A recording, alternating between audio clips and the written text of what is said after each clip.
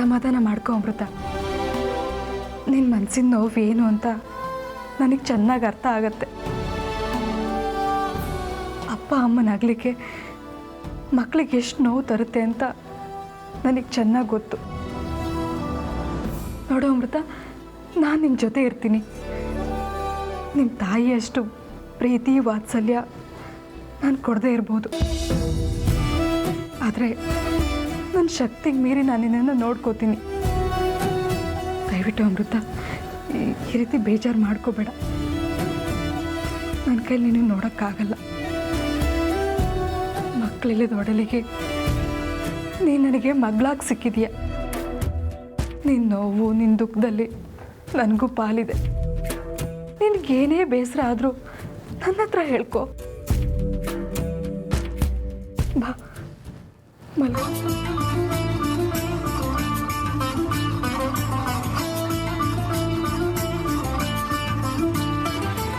ಅಪ್ಪ ಅಮ್ಮನ ದೂರ ಮಾಡ್ಕೊಳ್ಳೋ ಸಂಕಟ ಏನು ಅಂತ ನನಗೆ ಚೆನ್ನಾಗಿ ಗೊತ್ತು. ಮದುವೆ ಆಗೋಕ್ಕೂ ಮುಂಚೆ ಒಂದಿನ ಕೂಡ ನಾನು ಅಪ್ಪ ಅಮ್ಮನ ಬಿಟ್ಟಿದ್ದೋಳೆ ಅಲ್ಲ. ಅಂಥದ್ರಲ್ಲಿ ಮದುವೆ ಆಗಿ ಮನೆಗೆ ಬಂದಮೇಲೆ ಅಪ್ಪ ಅಮ್ಮನ ದೂರ ಮಾಡ್ಕೊಳ್ಳೋ ಸಂಕಟ ನೋವು ಏನು ಅಂತ ನನಗೆ ಗೊತ್ತಾಗಿತ್ತು. ಆದರೆ ಏನು ಮಾಡೋಕ್ಕಾಗುತ್ತೆ ಹೇಳು? ಆದರೆ ನಿನ್ನ ಬದುಕಲ್ಲಿ ವ್ಯತ್ಯಾಸ ಅಂದರೆ ನಿನ್ನ ತಂದೆ ತಾಯಿ ಮತ್ತೆ ಬರದೇ ಇರೋ ಜಾಗಕ್ಕೆ ಹೋಗಿದ್ದಾರೆ. ಹೀಗೆ ಉಳಿದಿರೋದು ಅವ್ರ ನೆನಪು ಮಾತ್ರ. ಅವ್ರ ನೆನಪಲ್ಲೇ ಬದುಕಬೇಕು, ಅದೇ ಜೀವನ.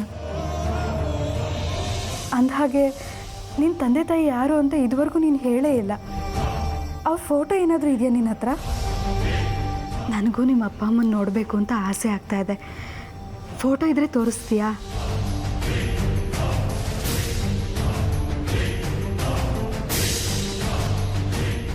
ಇಲ್ಲ, ನನ್ನ ಹತ್ರ ಅಪ್ಪ ಅಮ್ಮನಿಬ್ಬರು ಫೋಟೋನೂ ಇಲ್ಲ. ಅವ್ರ ನೆನಪಿಗಿದ್ದಿದ್ದು ಅದೊಂದೇ. ಈಗ ಅದು ಇಲ್ಲ. ಓ, ನೀನು ಅದಕ್ಕೆ ಬೇಜಾರು ಮಾಡ್ಕೊಂಡಿದ್ದು? ಚೇಚೆ, ಹೀಗಾಗಬಾರ್ದಾಗಿತ್ತು.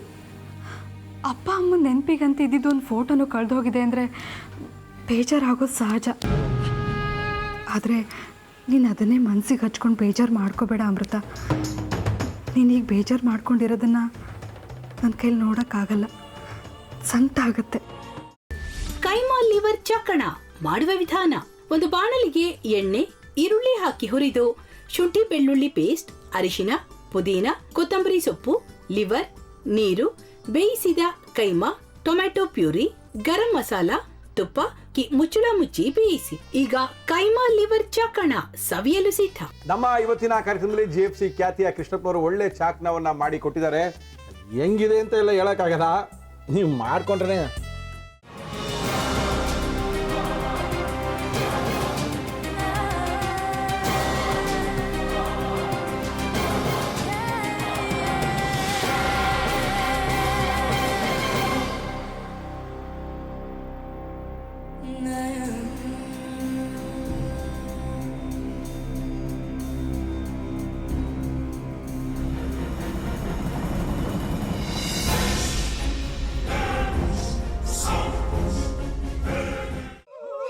ಎಟ್ಟಿ ತಕೊಳಕ್ ಬಂದವ್ರನ್ನ ಸುಮ್ಮನೆ ಬಿಡಲ್ಲ, ರೂಮ್ ಕರ್ಕೊಂಡೋಗಿ ಸಾಯಿಸ್ಬಿಡ್ತದೆ. ರೂಮಿಗೆ ಕರ್ಕೊಂಡೋಗಿ ಯಾಕೆ ಸಾಯಿಸ್ತಾಳೆ? ಯಾಕಂದ್ರೆ ಅದು ಅವಳು ಪ್ರಿಯಕರನ್ ಸಾಯಿಸಿದ ಜಾಗ, ಅದಕ್ಕೆ ಅಲ್ಲಿಗೆ ಕರ್ಕೊಂಡೋಗಿ ಸಾಯಿಸ್ಬಿಡ್ತದೆ. ಈ ಮನೇಲಿ ದೆವ್ವ ಇದೆ ಅಂತ ಭಾಸ್ಕರ್ ಅವ್ರು ನನ್ಗೆ ಹೇಳೇ ಇಲ್ಲ. ಅವ್ರ ಹಟ್ಟಿಲಿ ವಾಸ ಆಗಿದ್ರ ತಾನೆ ಹೇಳಕ. ಹಟ್ಟಿಲಿ ವಾಸ ಆಗಿರೋರ್ನ ಯಾನು ಮಾಡಲ್ಲ, ಆದ್ರೆ ಹಟ್ಟಿ ತಕೊಳಕ್ ಬಂದವ್ರನ್ನ ಅದು ಸುಮ್ಮನೆ ಬಿಡಲ್ಲ ಬಿಡಲ್ಲ ಬಿಡಲ್ಲ. ಇದನ್ನೆಲ್ಲ ಹೇಳ್ತಿದ್ಯಲ್ಲ, ನೀ ಯಾರು?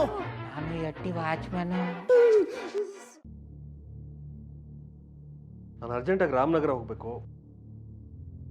ನೀನು ವೆಹಿಕಲ್ ಕಳಿಸ್ತೀಯಾ? ಅಷ್ಟೇ ತಾನೇ.